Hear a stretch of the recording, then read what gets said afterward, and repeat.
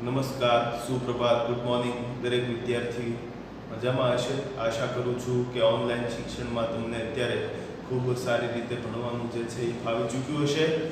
આજે સંસ્કૃત વિષયના લેક્ચરમાં આપણે આગળના આપણા વિષયાંગની વાત કરીએ એ પહેલાં એક સરસ મજાની જે છે એ કવિતાથી, કાવ્ય પંક્તિથી હું વાતની આજની આ શરૂઆત કરીશ.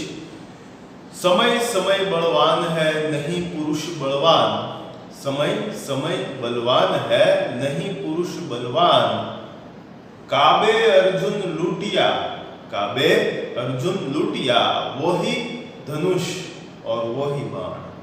કે માણસ હંમેશા જે છે એ પુરુષાર્થથી, પ્રારબ્ધથી તો મહાન બને જ છે, પરંતુ મહાન પુરુષાર્થ અને પ્રારબ્ધથી મહાન બને એનાથી પણ મહાન આગળનું વિચારવું હોય તો સમયનું તત્વ જે સમયને સાચવી લે છે એ વ્યક્તિ ચોક્કસ મહાનતમ સિદ્ધિઓને પ્રાપ્ત કરી અને કંઈક અલગ જ સ્થાન મહાનતાનું પ્રાપ્ત કરી શકતા હોય છે.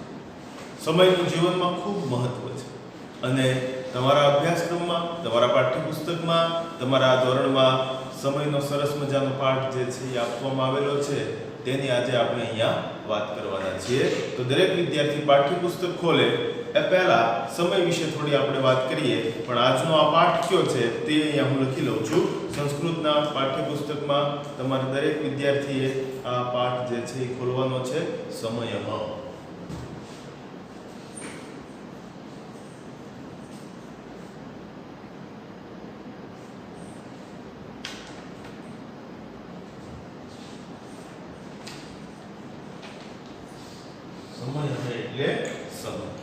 તો આશા કરું છું દરેક વિદ્યાર્થી મિત્રોએ પાઠ્યપુસ્તક જે છે એ ખોલી લીધું છે. હવે અહીંયા આપણે જે પાઠ ભણવાનો છે એમાં સમય કહેતા સવારથી લઈ અને બીજે દિવસની સવાર થાય ત્યાં સુધીના 12 કલાક દિવસના, 12 કલાક જે છે એ રાતના. અને સમય કેટલો થયો તે જાણવું અથવા કોઈ આપણને પૂછે તો જણાવવું એ ખૂબ મહત્વની વાત બની રહે છે. અને આપણા જીવનમાં જે સમય છે મિનિટોમાં, કલાકોમાં, દિવસોમાં, મહિનાઓમાં અને વર્ષોમાં આપણે માપીએ છીએ કે ભાઈ દિવસની 12 કલાક, રાતની 12 કલાક એટલે 24 કલાક થઈ. અને એવા 7 દિવસનો સમુદાય એટલે સપ્તાહ જેને કહીએ છીએ તે થાય છે, અઠવાડિયું. પછી તો કે એવા અઠવાડિયાનો સમૂહ જ્યારે ભેગો થાય ત્યારે મહિનો થાય છે. મહિનાઓનો સમય જ્યારે ભેગો થાય ત્યારે વરસ થાય છે. અને વરસ થવા પાછળ સતત જે ચક્ર ચાલ્યા કરે છે સમયનું, એ સમયના ચક્રની આજે આપણે વાત કરવાના છીએ. એટલે સમયનું અતિ મહત્વ રહેલું છે જીવનમાં. કોઈ પણ ક્ષેત્રમાં કોઈ પણ વ્યક્તિને સફળ થવું હોય તો તમે સમયને સાચવતા શીખો. જો તમે સમયને સાચવતા શીખશો તો સમય તમને સાચવતા ચોક્કસ સાચવતા થઈ જ જશે. સમય તમારો સમય જે છે એ તમને સાચવી લેશે જો તમે સમયને સાચવી લો તો. અને એના માટે કહેવું હોય તો કહેવાય કે ઘડિયાળમાં ફૂલ નહીં. જો ઘડિયાળ આપણે બધા ઘરે લગાડેલી હોય છે દિવાલો પર અથવા અહીંયા કાંડા પર પહેરતા હોઈએ છીએ, તો ઘડિયાળમાં જે છે એ ફૂલ નહીં. એટલે જ આપણે કહીએ છીએ ને કાંટા હોવાના લીધે કે કેટલા વાગ્યા. ઘડિયાળમાં ફૂલ નથી અને ફૂલના બદલે કાંટા રહેલા છે એટલે જ આપણે કહીએ છીએ કે ભાઈ કેટલા વાગ્યા છે. અને સમય અનેક જખમ આપે છે. એક કવિએ કવિતાના શબ્દોમાં બહુ સારી વાત કરેલી છે કે સમય અનેક જખમ આપે છે એટલે તો ઘડિયાળમાં ફૂલ નથી હોતા, કાંટા હોય છે. અને એટલે જ દુનિયાવાળા પૂછે છે કે કેટલા વાગ્યા. અને સમય ન સાચવે તો એને ઘડિયાળના કાંટા તીરની જેમ ચૂભતા પણ હોય છે. ઘણી જગ્યાએ આપણે જોતા હોઈએ છીએ. ઘડિયાળના કાંટા કહીએ છીએ આપણે. જેમ ઝાડનો નાનો ફૂલ છોડ હોય કે કોઈ ઝાડ હોય અને એમાં જે કાંટા આવે અને કંઈક વાગે છે, ચૂભે છે, ત્યારે આપણને જે પીડા થાય, એ પીડા જે છે એ તો આપણે કદાચ થોડા સમય સાથે સમયને એ રૂહ આવતા એને આપણે જે છે ભૂલી જાય. પણ ઘડિયાળના વાગેલા કાંટા અને આવેલો ખરાબ સમય, અને જો એ ખરાબ સમયને ન સાચવીએ તો આખી જિંદગી એ ચૂભેલો સમય જે છે એ આપણને એક ઘાવ, એક દાગ જે છે એ છોડી જતો હોય છે. સમયને સાચવવું એ ખૂબ અગત્યનું અને ખૂબ મહત્વનું છે. એ કોઈ પણ ક્ષેત્રમાં હોય, એ વિદ્યાના ક્ષેત્રમાં હોય, ધંધાના ક્ષેત્રમાં હોય, મોટા ઔદ્યોગિક એકમોના ક્ષેત્રમાં હોય, કે કોઈ પણ કર્મચારી હોય, કે કોઈ પણ ગૃહિણી હોય, કે કોઈ પણ બાળક હોય. અત્યારે તમે તમારા ઘરે રહી અને સરસ રીતે આ ઓનલાઈન અભ્યાસ કરો છો, તો એનું એક નિશ્ચિત સમય મર્યાદામાં અભ્યાસ કરાવવામાં આવે છે.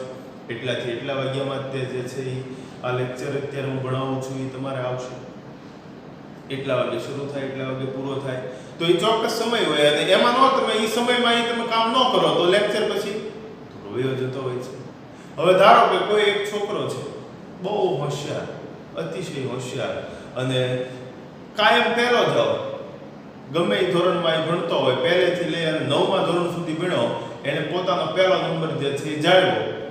પણ જેવું 10મું ધોરણ આવ્યું અને જ્યાં એને બોર્ડની પરીક્ષા હતી, અને બોર્ડની પરીક્ષાના દિવસો દરમિયાન તે એનું કોઈ અકસ્માત થયું, કે એ પડી ગયો, અથવા તો પરિવાર કોઈ પીડામાં મુકાઈ ગયો, અને એનો જે સમય હતો બોર્ડની પરીક્ષાનો, એના 2 દિવસ પહેલા જ એના જીવનમાં આ ઘટના ઘટિત થઈ, અને એનો સમય જે છે એ ત્યાંથી થયો, અને એ સમય ખરાબ સમયમાં પરિણમ્યો, અને પરિણામે એ છોકરાને આખું વર્ષ પરીક્ષા ન દીધી, અને પરિણામે ધોરણ 10નું એક આખું વર્ષનું જીવન જે છે એનું તો કે એમ નામ વીતી ગયું, એમ નામ જે છે એ વ્યતીત થઈ જાય છે.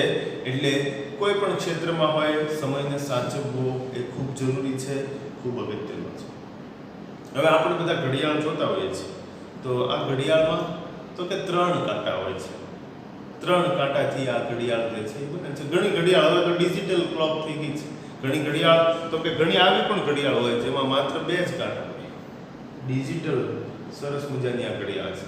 તો આમાં જો સેકન્ડ કાંટો નથી, પણ મિનિટ કાંટો અને કલાક કાંટો છે. તો આ ઘડિયાળમાં રહેલો જે સેકન્ડ કાંટો છે, આમાં તો નથી, પણ સેકન્ડ કાંટો દરેક સેકન્ડે જે ચાલ ફર કરે છે, એ સેકન્ડ કાંટો તો કે એ તો એકદમ સતત ચાલ્યા જ કરે છે.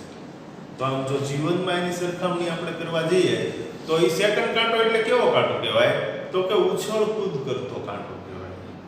હવે પરિવારની સાથે ઘડિયાળની જો સરખામણી કરીએ તો કે પરિવારમાં નાના નાના બાળકો હોય, અને એ બાળકો સતત અને સખત ઉછળ કૂદ જ કરતા રહેતા હોય છે, તો નાના બાળકો પરિવારના સેકન્ડ કાંટાની સમાન, સેકન્ડ કાંટા જેવા જે છે એ પરિવારના નાના બાળકો હોય છે. પછીનો આવે છે મિનિટ કાંટો, જે સેકન્ડ કાંટા પછીનો કાંટો, જેને આપણે મિનિટ કાંટો કહીએ છીએ. તો આ મિનિટ કાંટો જે હોય એ મિનિટ કાંટો તો કે મિનિટ કાંટો તો કે એ થાકતો જ નથી, અથાક રીતે પણ પીઢતા આવી ગઈ છે. સેકન્ડ કાંટો જે હતો એમાં ઉછળકૂદ કરવાની વાત હતી, એટલે થોડું છીંછરા પણ હતું સેકન્ડ કાંટામાં, પણ સેકન્ડ કાંટામાં થોડી પીઢતા આવી, એટલે કલાક કાંટા જેવો જે છે એ બાળક બન્યું, અને એને શું કહેવાનું? તો કે એને કહેવાય છે યુવાન. તો યુવાન જે હોય કેવો હોય? તો કે એ મિનિટ કાંટા જેવો હોય છે. મિનિટ કાંટા જેવો સતત સખત પોતાના લક્ષ્યને વળગી રહેનાર, નવા સિદ્ધાંતો, નવા આયામો, નવા પરિણામો તરફ પહોંચવા વાળું કોઈ જો હોય તો એ યુવાન છે. એટલે એવા તરવરિયા તરવરાટ વાળા યુવાનનો જો સ્થિતિને દર્શાવવી હોય તો પરિવારનો યુવાન અને ઘડિયાળનો મિનિટ કાંટો જે છે એ કહી શકીએ છીએ. હવે પછીનો કાંટો કયો રહ્યો? તો કે કલાક કાંટો. કલાક કાંટો એટલે તો કે કલાક કાંટો એટલે આધાર સ્તંભ જેને ગણી શકાય. આમાં રહેલો આ જે કલાક કાંટો છે એને તો કે પરિવારનો જે આધાર સ્તંભ હોય, સાથે પરિવારને જે જાળવી રાખવાનું કામ કરતું હોય એ એટલે જ કલાક કાંટો. અને સાથે તો કે આ કલાક કાંટાની વિશેષતા શું છે? તો કે ધીમે ધીમે ચાલે છે. સેકન્ડ કાંટો નાના બાળકો જેવો સતત ઉછળ કૂદ કર્યા રાખે. મિનિટ કાંટો કેવો? તો કે થોડી પીઠતા સાથે, થોડી ગંભીરતા સાથે જે છે એ ચાલવાનું ફરવાનું કામ કરે એવો જો કાંટો હોય તો એ આ કલાક કાંટો એટલે યુવાન તરીકે આપણે જેને ઓળખીએ છીએ. અને પછી તો કે પછી આવે છે કલાક કાંટો. અને આ કલાક કાંટો તો કે ધીમે ધીમે ચાલે છે.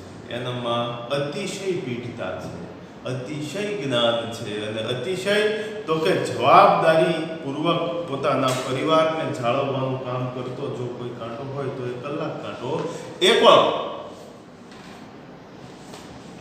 તો કે કલાક કાંટો એટલે આપણા પરિવારમાં રહેલા આપણા માતા પિતા અને આપણા વડીલો.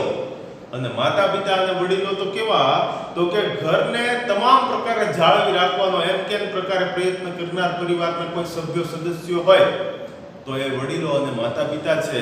અને આ વડીલો અને માતા પિતા તો કે પોતાના કામમાં ધીમે ધીમે ધીમે પણ સતત અને સખત જે છે એ ચાલ્યા કરે છે.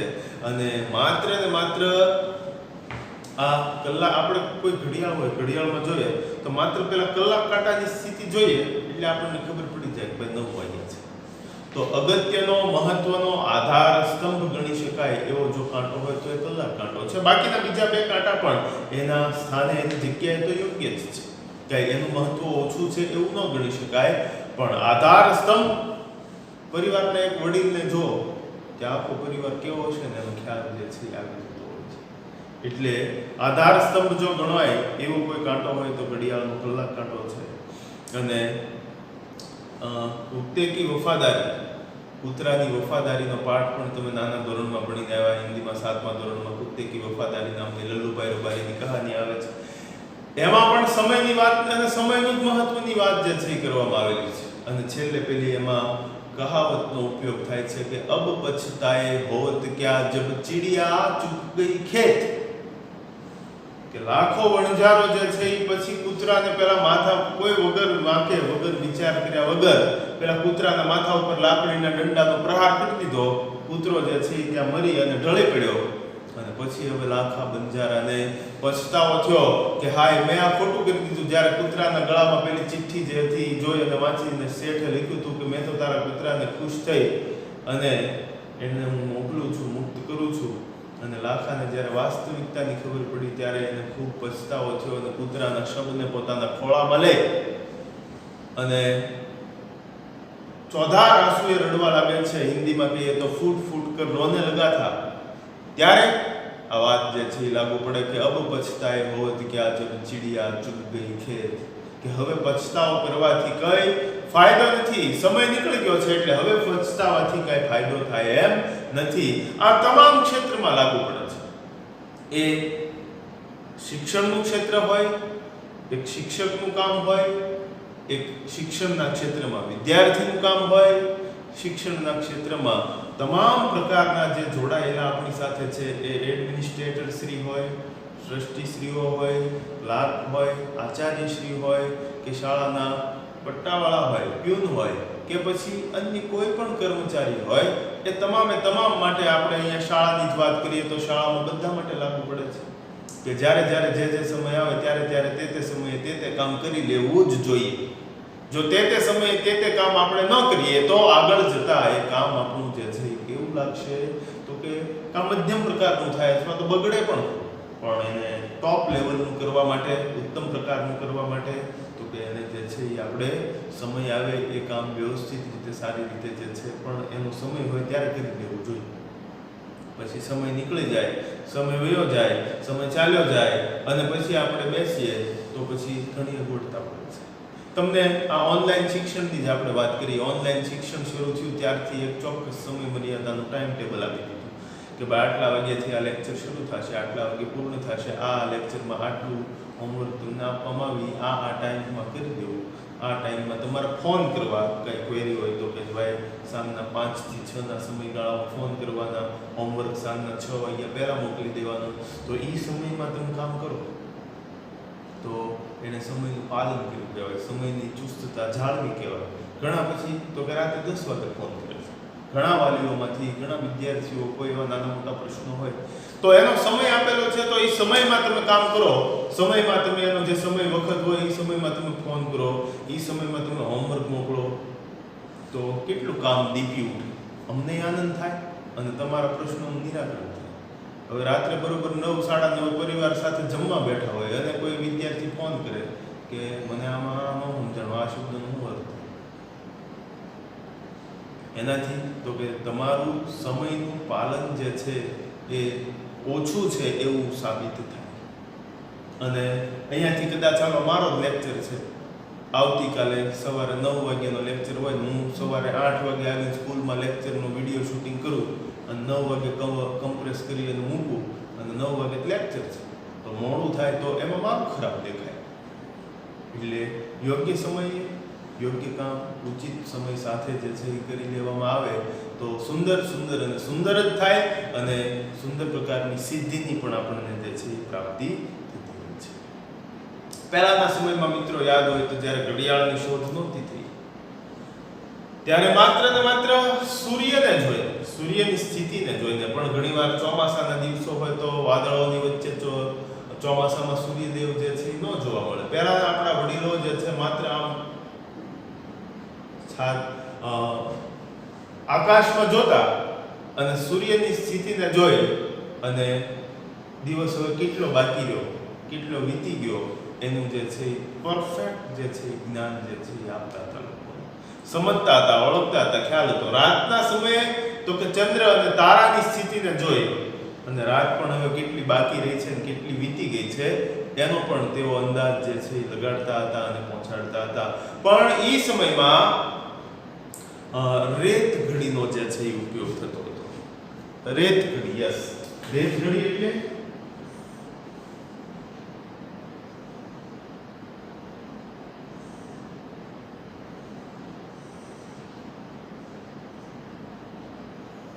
આ રીતની જે છે એ રેત ઘડી જે છે એ પેલા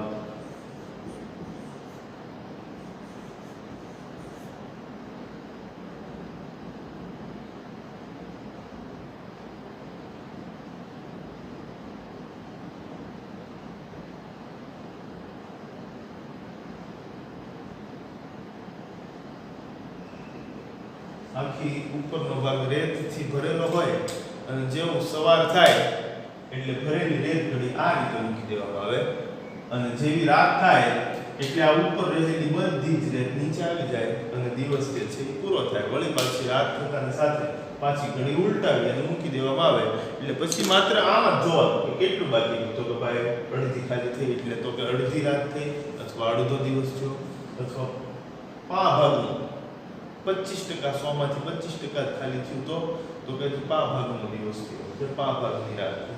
પોણા ભાગની રેત જે છે એ નીચે આવી ગઈ હોય અને પા ભાગની ઉપર રહી હોય તો કે પોણો દિવસ પોણો થઈ ગયો છે, હવે બસ થોડા વખતમાં દિવસ પૂરો થશે અથવા રાત પૂરી થશે. એ રીતે આ રેત ઘડીમાં સમય જે છે એ પહેલાના સમયમાં જોવામાં આવતો હતો. હવે તો ડિજિટલ ઘડિયાળ કેવી આવે છે, સમય દેખાડે, ટાઈમ એ બતાડે અને હવે તો પેલી એન્ડ્રોઈડ ઘડિયાળો બધી આવી ગઈ છે. તમે ફોન એ કનેક્ટ કરો, ઘણા બધા આમ વાત કરતા આપણને જોવા મળે છે કારણ કે ડિજિટલ આખો આ યુગ જ ડિજિટલ થઈ ગયો છે. અને ઘણી ઓલી ચાલતા હો તો તમારા હૃદયના ધબકારા કેટલા છે એની માહિતી આપે, કેટલું તમે ચાલ્યા એની માહિતી આપે. આવી સરસ મજાની બધી સુવિધાસભર ઘડિયાળ હવે તો આવે છે. પણ એક વિદ્યાર્થી તરીકે આપણે જ્યારે કોઈ પણ કામ કરી રહ્યા હોય ત્યારે સમયનું સાચું પાકું જ્ઞાન રાખવું આપણે કાંડે ઘડિયાળ હોય એ ખૂબ સારી બાબત કહેવાશે. એટલે અને ઘડિયાળની સાથે કદાચ ન પણ ગમતી હોય તો ન પણ પહેરતા હોય ઘણા બધા, પણ સમય સાચવી લેવાનો છે. ભલે ઘડિયાળ પહેરીએ કે ન પહેરીએ, ઘડિયાળ પહેરીએ કે ન પહેરીએ, પણ સમયને સાચવતા આપણે સૌએ જે છે એ શીખવાનું છે. અને એક વસ્તુ ખાસ યાદ રાખો, જો ઘડિયાળની વાત કરીએ કે કદાચ ઘડિયાળ ફાવે તો પહેરો તો ઉત્તમ, પણ કદાચ ન ફાવે અને ન પહેરો ઘડિયાળ તો પણ કાંઈ વાંધો નથી. પણ એમાંથી શીખવાનું શું મળે છે તો કે જો ઘડિયાળ બગડે તો એનું રિપેરિંગ કરનાર આપણને ક્યાંક ને ક્યાંક મળી રહેશે. પરંતુ જો સમય બગડે ને દોસ્ત, જો સમય બગડે તો સમય તો આપણે સૌએ જાતે જ સુધારવો પડે છે. બગડેલો સમય જે છે એ કાંઈ સારા કરવા માટેની દુકાન હોતી નથી કે ત્યાં જાય અને આપણો સમય જે છે એ સુધરી જાય અથવા સારો થઈ જાય. એટલે ઘડિયાળ બગડે તો રિપેર થાય, પણ બગડેલા સમયને તો આપણે સૌએ જાતે જ જે છે એ સુધારવો પડે. તો આ બધી સમયની વાત અને તમારા અભ્યાસક્રમમાં જે સમયની વાત કરવાની છે આપણે સંસ્કૃતના પાઠ્યપુસ્તકમાં, મેં તમને અત્યારે આ થોડી વાત કરી શા માટે? તો કે દોસ્તો, જીવનમાં સમયનું ખૂબ મહત્વ છે. જીવનમાં સમયનું ખૂબ જ મહત્વ છે. એટલે વીતી ગયેલો સમય કદી પાછો જે છે એ આવતો નથી. એને લઈને એક સુભાષિતમાં એક સાહિત્યકારે લખેલું છે, ગઈ સંપત સાંપડે ગયા ફરે છે વહાણ, પણ ગત અવસર આવે નહીં અને ગયા ન આવે પ્રાણ. કે ગત સંપત સાંપડે, વહી ગયેલી સંપત્તિ પૈસા, એ પરિશ્રમ કરીએ, મહેનત કરીએ તો ફરી પાછું ધન સંપત્તિ પ્રાપ્ત થાય. ગત સંપત સાંપડે ગયા ફરે છે વહાણ. દરિયામાં દૂર દેશાવરમાં ગયેલા વહાણ હોય એ તો કે ઘણો વખત વયા ગયા પછી પણ એ વહાણ પાછા આવ્યાના દાખલા છે. પણ ગત અવસર આવે નહીં અને ગયા ન આવે પ્રાણ. ગત અવસર, અવસર કહેતા વખત, સમય, જીવનમાં એકવાર વહી ગયેલો સમય ફરી ક્યારેય પાછો જે છે એ આવતો નથી. અને ગત ગયા ન આવે પ્રાણ. આ શરીર છે, એમાં એક પ્રાણ નામનું તત્વ રહેલું છે. તો એકવાર આ શરીર પડી જશે, પ્રાણ નામનું પ્રાણ પંખેરું ઉડી જશે, તો એ પ્રાણ પાછો નથી આવતા.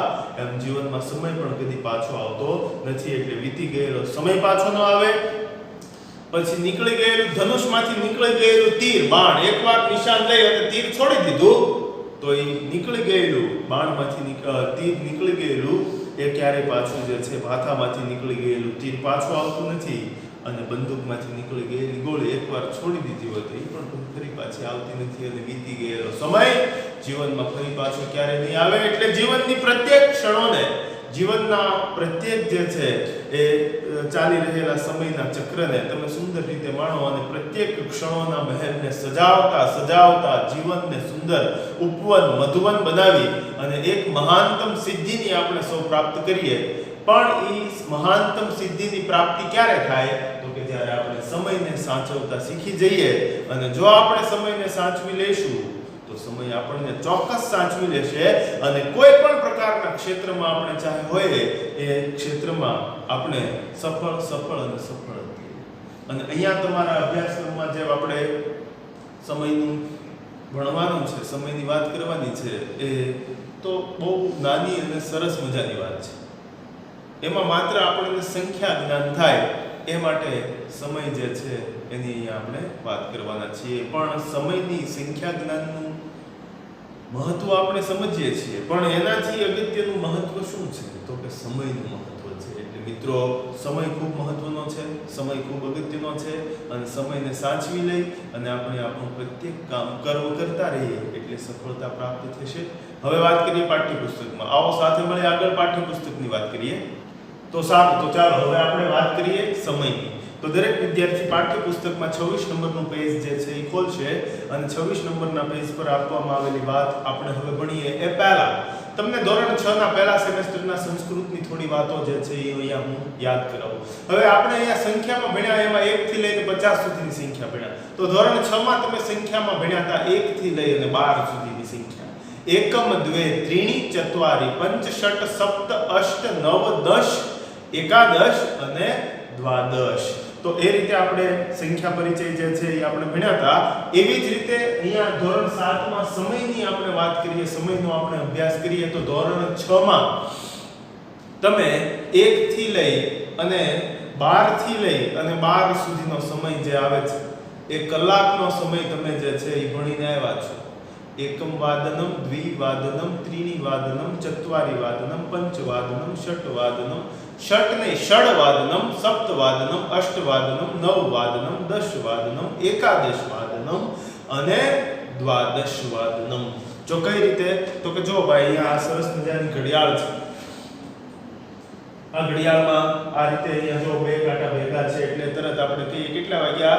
તો કે દ્વાદશ વાદનમ. દ્વાદશ વાદનમ એટલે 12 વાગ્યા. હવે 1 કલાકનો સમય ગયો એટલે કેટલા વાગ્યા? 1 વાદનમ. 1 વાદનમ. પછી આગળ જે છે એ આપણે 1 કલાકનો સમય આગળ વધારે ચાલ્યો એટલે કેટલા થયા? તો કે દ્વિવાદનમ. પછી આગળ 1 કલાકનો સમય જે છે એ ચાલ્યો એટલે કેટલા? તો કે ત્રીણી અથવા ત્રિવાદનમ. પછી આગળ 4 વાગ્યા હોય તો ભાઈ કેટલા? તો કે ચતુર્વાદનમ. 4 વાગ્યા એટલે ચતુર્વાદનમ. આ છઠ્ઠા ધોરણમાં આપણે વાત કરીને આવ્યા છીએ 1 કલાકનો સમય જે છે એ પાછો ચાલ્યો આગળ અને વાગ્યા 5 એટલે પંચવાદનમ. પછી વાગ્યા 6 ને શું કહેવાય સંસ્કૃતમાં? ષડ કહેવાય, પણ અહીંયા વાગ્યા એટલે ષડવાદનમ કહેવાશે સંસ્કૃતમાં, ખાસ યાદ રાખજો, ષડવાદનમ. પછી 1 કલાકનો સમય આગળ ચાલ્યો એટલે કેટલા વાગ્યા? તો કે સપ્ત, 7 એટલે સપ્તવાદનમ. પછી આગળ 1 કલાકનો સમય ચાલ્યો એટલે કેટલા વાગ્યા? તો કે 8 વાગ્યા એટલે શું કહેવાય? અષ્ટવાદનમ. પાછી 1 કલાક આગળ ઘડિયાળ જે છે એ ચાલી એટલે કેટલા વાગ્યા ભાઈ? તો કે અહીંયા સરસ મજાની ઘડિયાળમાં 9 વાગ્યા છે એટલે કહેવાશે નવવાદનમ. 9 પછી પાછી 1 કલાક ઘડિયાળ આલી એટલે કેટલા વાગ્યા ભાઈ? તો કે 10 વાગ્યા એટલે કહેવાશે દશવાદનમ. વળી પાછી 1 કલાક ગઈ એટલે કેટલા વાગ્યા?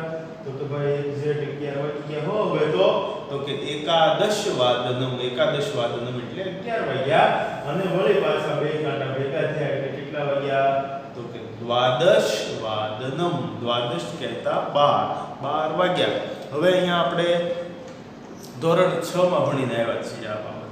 હવે સમયનું આ સરસ મજાનું ચક્ર આપણે સમજીએ એ પહેલા સંસ્કૃતનો એક મહત્વનો શબ્દ છે એ હું અહીંયા લખું છું, તમે યાદ રાખી લેશો.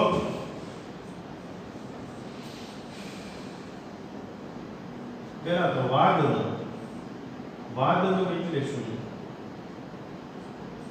તો કે ભાઈ વાદનમ સંસ્કૃત શબ્દ છે, એનો ગુજરાતી અર્થ થાય વાગ્યા.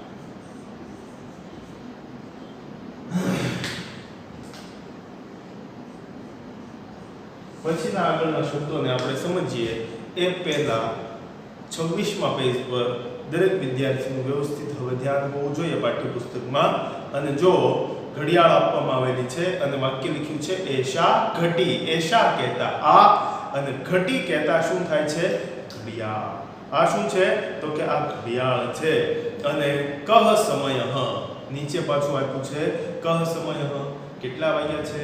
તો જો પહેલી જ ઘડિયાળ જે સૌથી પહેલા એક જ પહેલી લાઈનમાં આપેલી છે એ ઘડિયાળમાં તમે જોઈ શકો છો કે કેટલા વાગેલા છે? તો કે આ રીતે 7 વાગ્યાનો સમય જે છે એ આપણને એ ઘડિયાળમાં બતાય છે એટલે શું કહેવાય?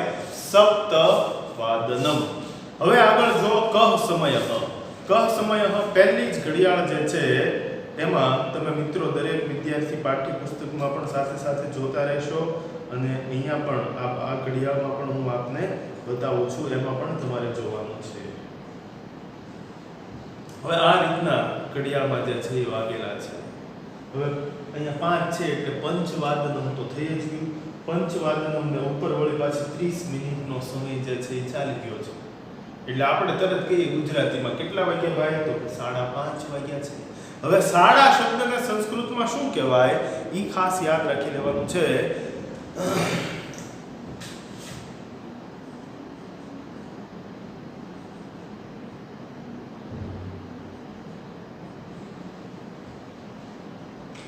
સાર્ધ. સાર્ધ શબ્દ જે છે એનો અર્થ થાય છે અડધો.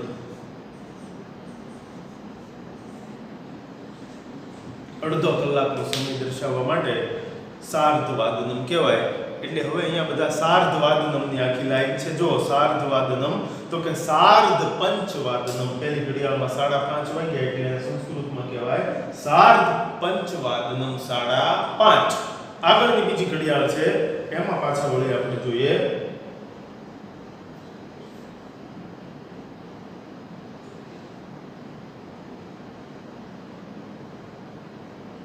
તો એમાં આ પ્રમાણેનો ટાઈમ જે છે એ દર્શાવવામાં આવેલો છે.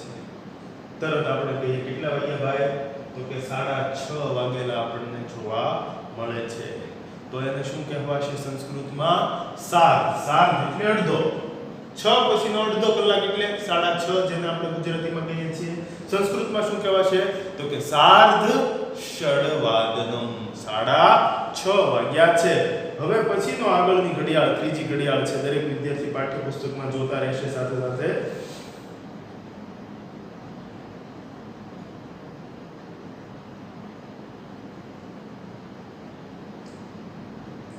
આ રીતનો ટાઈમ જે છે એ થયેલો જોવા મળે છે 9:30, જેને આપણે કહીએ છીએ 9:30. તો 9:30 થયા હોય તો શું કહેવાય? યસ સાર્ધ તો શબ્દ પેલા લાગશે જ ત્યાં આગળ સાર્ધ એટલે અડધો પણ કેટલા 9 ને અડધો 9:30 એટલે એને કહેવાશે સાર્ધ નવવાદનમ 9:30 વાગ્યા છે.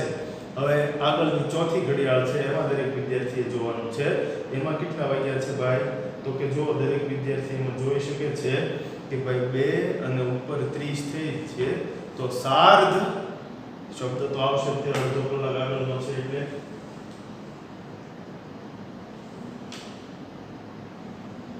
હવે આ ઘડિયાળમાં ટાઈમ તમે જોઈ શકો છો પાઠ્યપુસ્તકમાં પણ આપેલું છે સાર્ધ દ્વિવાદનમ દ્વિ કહેતા 2 અને અડધો કલાક ઉપરનો 2 અને અડધો કલાક ઉપરનો એટલે અઢી જેને આપણે કહીએ છીએ અઢી વાગ્યા સંસ્કૃતમાં શું કહેવાય સાર્ધ દ્વિવાદનમ સાર્ધ દ્વિવાદનમ.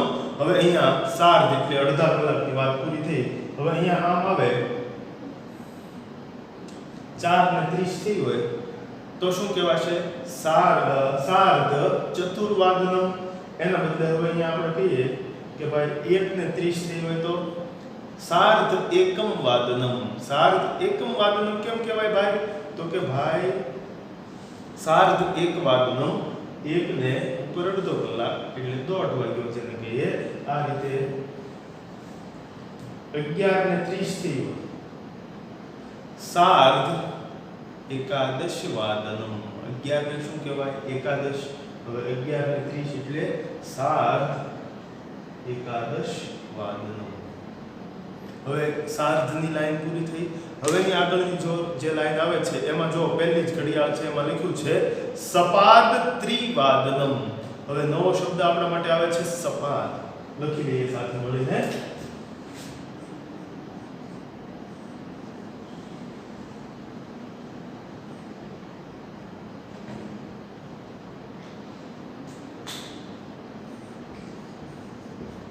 સપાદનો અર્થ થાય છે સવા.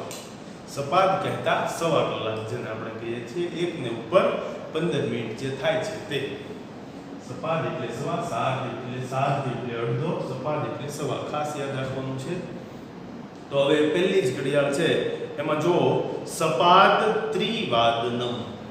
સપાદ ત્રિવાદનમ વાગેલા જોવા મળે છે આપણને. એટલે બરોબર 3 ઉપર એક કાંટો છે અને બીજો કાંટો પણ એની સાથે જ છે એટલે એ કેટલા વાગ્યા કહેવાશે તો કે 3:15 વાગ્યા. એમ આ રીતે જો એ ઘડિયાળમાં દર્શાવવામાં આવેલું છે તો શું કહેવાય સપાદ ત્રિવાદનમ. સપાદ ત્રિવાદનમ. પછીની આગળની ઘડિયાળ જે છે એમાં જોઈ શકો છો તમે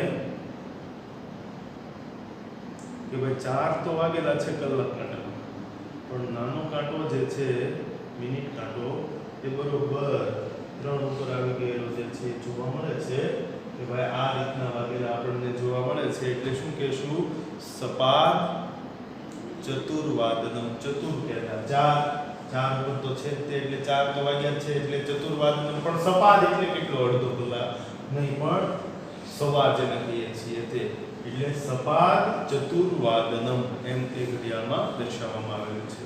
એ રીતે હવે આપણે 10 ની વાત આગળની ઘડિયાળમાં જો આપવામાં આવેલી છે 10 ને 15 થયેલી છે એટલે જેને આપણે 10:15 કહીએ છીએ ગુજરાતીમાં. અહીંયા શું કહેશું સપાદ દશવાદનમ. સપાદ દશવાદનમ એટલે 10:15 થયેલા છે. હવે એ રીતે આગળની જ ઘડિયાળ જે આપવામાં આવેલી છે એમાં આપ જોઈ શકો છો કે 8 ને 15 થયેલી જોવા મળે છે પાઠ્યપુસ્તકમાં. અહીંયા પણ હું આ ઘડિયાળમાં આપને બતાવી રહ્યો છું કે 8 ને 15 થયેલી હોય તો એને શું કહીએ છીએ સપાદ અષ્ટવાદનમ. અષ્ટ કહેતા 8 સપાદ અષ્ટવાદનમ. હવે આગળ જો નીચે તો જો ભાઈ અડધાનું થઈ ગયું સવાનું થઈ ગયું તો હવે શું બાકી રહ્યું તો કે જેને આપણે પોણો કહીએ છીએ. એ પોણો શબ્દ જે છે એને સંસ્કૃતમાં શું કહેવાય તો કે એને કહેવાય પાદોન.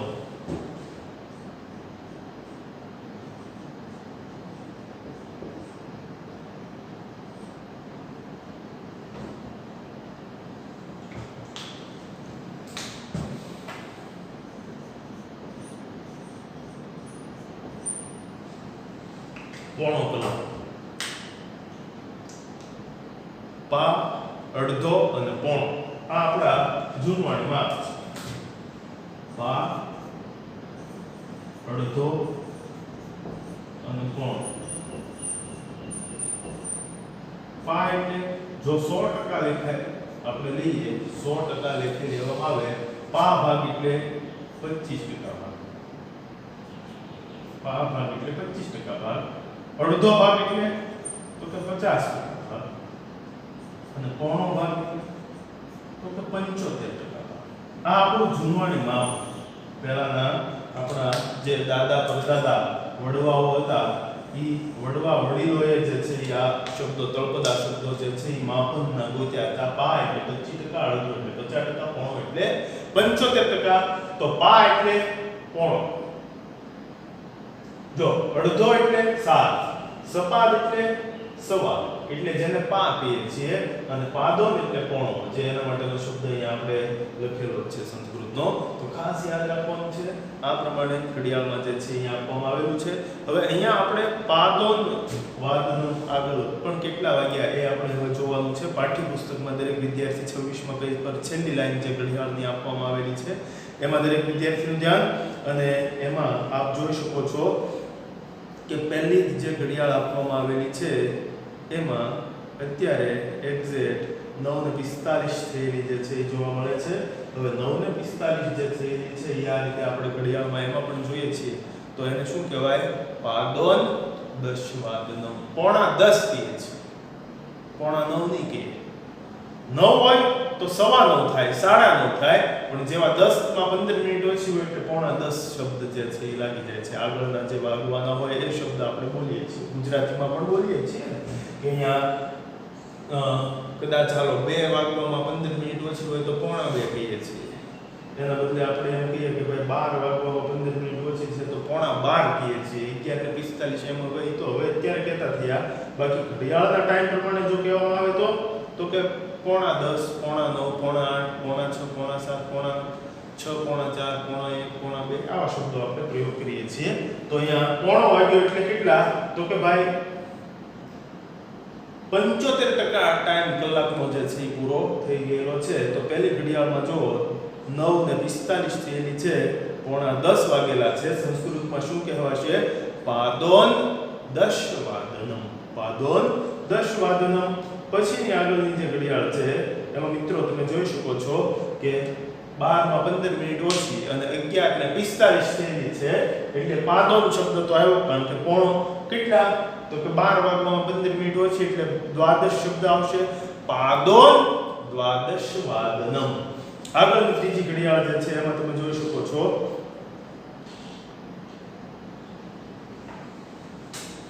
કે ભાઈ 9 માં હવે 15 મિનિટ જ ઓછી રહી છે, 8:45 થઈ ગઈ છે. તો શું કહેવાશે? પાદોન નવવાદનમ. પાદોન નવવાદનમ. આગળની પછીની ઘડિયાળ જે છે એમાં તમે જુઓ તો 12:45, 1 માં 15 ઓછી થયેલી છે. તો આ પ્રમાણેની ઘડિયાળ જે છે આપણને જોવા મળે છે. તો એને શું કહેવાશે? પાદોન એકવાદનમ.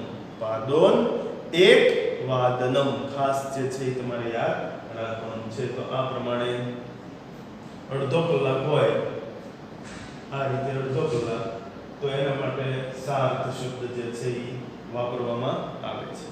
હવે આ હોય પોણો ભાગ હોય તો એના માટે પાદોન શબ્દ જે છે એ મૂકવામાં આવે છે. અને છેલ્લે સવા હોય તો કે સવા માટે જે છે એ સપાદ શબ્દ જે છે એ મૂકવામાં આવે છે. તો આ પ્રમાણેની ઘડિયાળની આપણે જે છે એ વાત કરી. હવે તમારે બધાએ જે આગળના પેજ પર 27મા પેજ પર જો સ્વાધ્યાયના ઘડિયાળ જે છે એ આપવામાં આવેલી છે.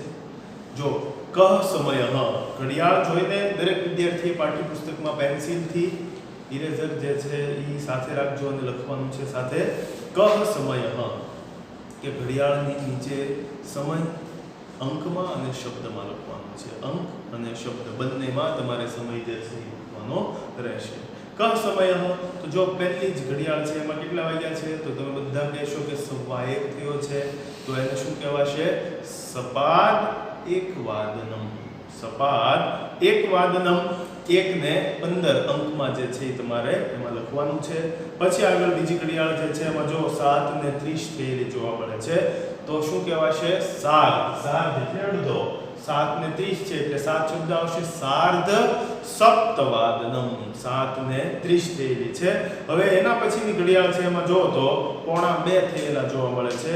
1 ને 45 થયેલી જોવા મળે છે. 2 વાગવામાં 15 મિનિટ ઓછી છે એટલે પોણો શબ્દ એના માટે આપણે કયો શબ્દ મૂકશું? પાદોન. તો કે પાદોન દ્વિવાદનમ. પછીની ઘડિયાળ ચોથી ઘડિયાળ છે એમાં જો તો 4 ને 30 થયેલી છે. તો સાર્ધ ચતુર્વાદનમ. એમાં જે છે એ આપણે તરત લખીશું કે 4 ને 30. પછી જો 11 ને 15 થયેલી છે બીજી ઘડિયાળમાં 11:15 થયેલા છે એટલે આપણે લખીશું સપાદ એકાદશ વાદનમ કે ભાઈ 11:15 થયા છે. પછીની ઘડિયાળમાં જો તો 5:45 થયેલા જોવા મળે છે. તો કે પાદોન ષડવાદનમ એટલે કે 6 ને 5 ને 45 નો ટાઈમ જે છે એ નીચે અંકમાં લખવાનું છે. સાથે જો આગળની ઘડિયાળ છે એમાં 10:30 10 ને 30 થયેલી છે એટલે શું કહેશું? સાર્ધ દશવાદનમ. પછીની ઘડિયાળ છે એમાં જો તો 4 ને 45 અને આમ જોઈએ તો 5 થયેલા છે એટલે પાદોન પંચવાદનમ. એમ શબ્દ જે છે એ આપણે એમાં લખવાનો છે. પણ વાદનમ એટલે વાગ્યા, સાર્ધ એટલે અડધો, સપાદ એટલે સવા, પાદોન એટલે પોણો. આ ખાસ જે છે એ સમયનું જ્ઞાન તમારે કરવું હોય સંસ્કૃતનું તો આ શબ્દોને ખાસ યાદ રાખી લેવાના છે. સાર્ધ એટલે અડધો, સપાદ એટલે સવા અને પાદોન એટલે પોણો. એ સાથે તે ઘડિયાળનું જે છે એ તમને વ્યવસ્થિત સુંદર જ્ઞાન જે છે એ મળી શકે છે અને કેટલા વાગ્યા એ સમયનું તમે રજૂઆત સંસ્કૃતમાં પણ કરી શકો જો આ 3 શબ્દોનો આપણને ખ્યાલ હોય. હવે આજનો આ સમયનો લેક્ચર આ સમય સાથે જ આપણે અહીંયા થંભાવી દઈએ. પણ હોમવર્કમાં શું કરવાનું છે એ અહીંયા હું બોર્ડ પર લખું છું. તમારે બધા જ વિદ્યાર્થીઓએ સારા અક્ષરે હોમવર્ક જે છે એ લખી લેવાનું છે અને આપવામાં આવેલા નંબર પર તમારે જે છે એ હોમવર્ક મોકલી દેવાનું રહેશે.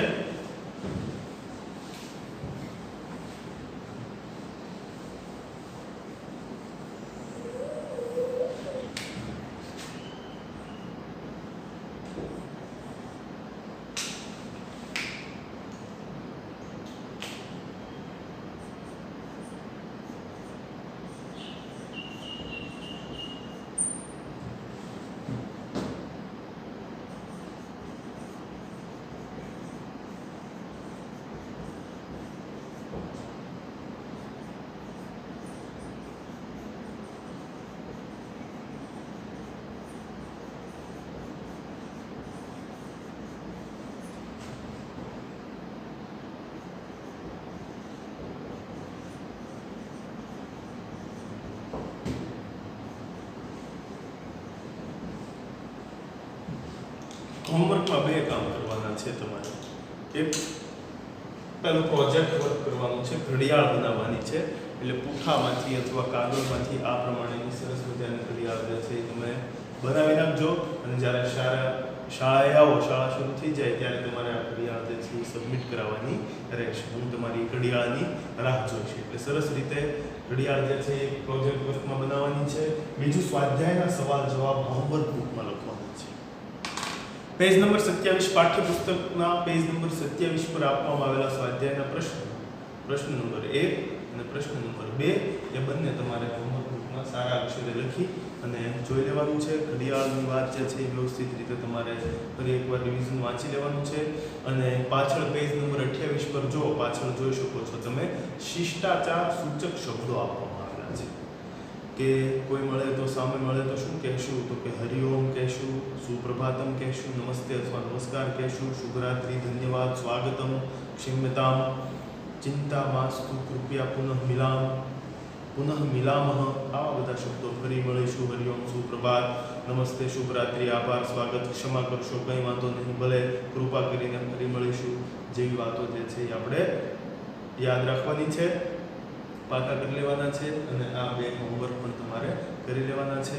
તો સારું, આજની આ વાતના સમયના આપણા ચક્રને અહીંયા હવે રોકીએ છીએ અને સમયનું મહત્વ પણ તમે સમજ્યા. આપણે અગાઉ વાત કરી કે સમયનું જીવનમાં શું મહત્વ છે તેની વાત કરી.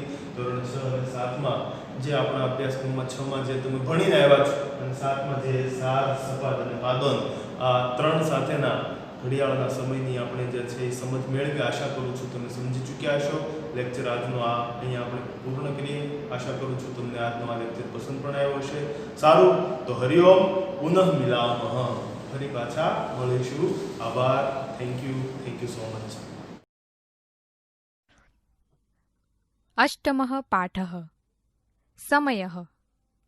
સમય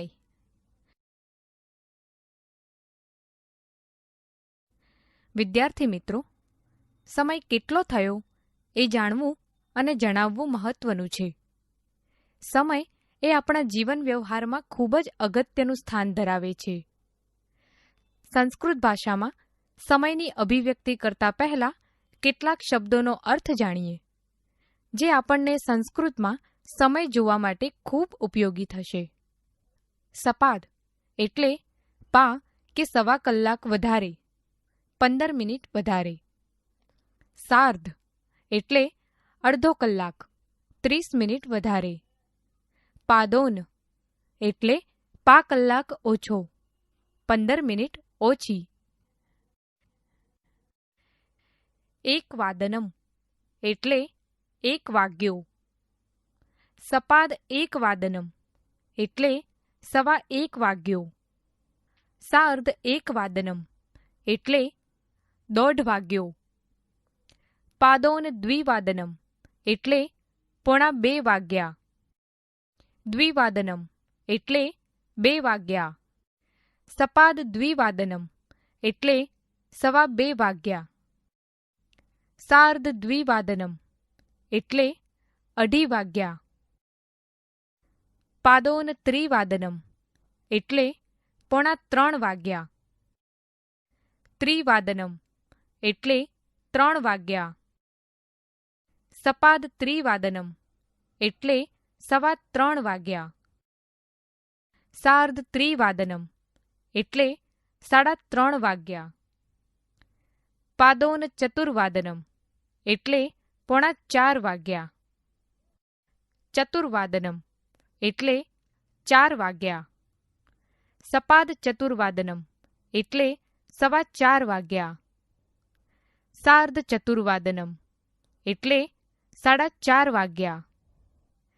પાદોન પંચવાદનમ એટલે 4:45 વાગ્યા. પંચવાદનમ એટલે 5 વાગ્યા. સપાદ પંચવાદનમ એટલે 5:15 વાગ્યા. સાર્ધ પંચવાદનમ એટલે 5:30 વાગ્યા. પાદોન ષડવાદનમ એટલે 5:45 વાગ્યા. ષડવાદનમ એટલે 6 વાગ્યા. સપાદ ષડવાદનમ એટલે 6:15 વાગ્યા. સાર્ધ ષડવાદનમ એટલે 6:30 વાગ્યા. પાદોન સપ્તવાદનમ એટલે 6:45 વાગ્યા. સપ્તવાદનમ એટલે 7 વાગ્યા. સપાદ સપ્તવાદનમ એટલે 7:15 વાગ્યા. સાર્ધ સપ્તવાદનમ એટલે 7:30 વાગ્યા. પાદોન અષ્ટવાદનમ એટલે 7:45 વાગ્યા. અષ્ટવાદનમ એટલે 8 વાગ્યા. સપાદ અષ્ટવાદનમ એટલે 8:15 વાગ્યા. સાર્ધ અષ્ટવાદનમ એટલે 8:30 વાગ્યા. પાદોન નવવાદનમ એટલે 8:45 વાગ્યા. નવવાદનમ એટલે 9 વાગ્યા.